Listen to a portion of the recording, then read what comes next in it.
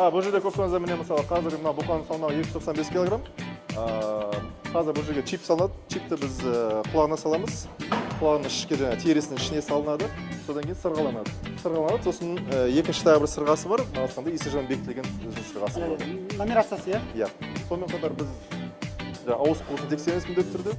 Өйткені бұл ауызсыл ауруына қарсы біз аузының ішін қараулаймыз міндетті түрде. Оған ба, жара бар ма? Иә, жара болса, немесе тілі, мұрны жарақатталған болса, бұған да мән береміз.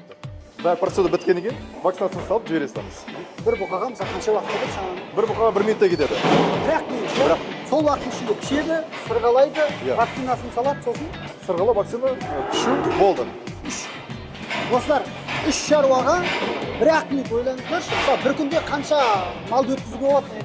Тек қана осы жаңадан келген малды қабылдайтын болсақ, 300 басқа дейін қабылдай аламыз. Бір күнде. Ал енді сіздер ойлаңыздаршы, осы процедураны далада жасап көріңіздер.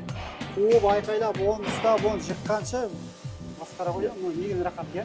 Мынандай аппарат Қазақстанда 2 бар, иә? Иә, 2 ғана.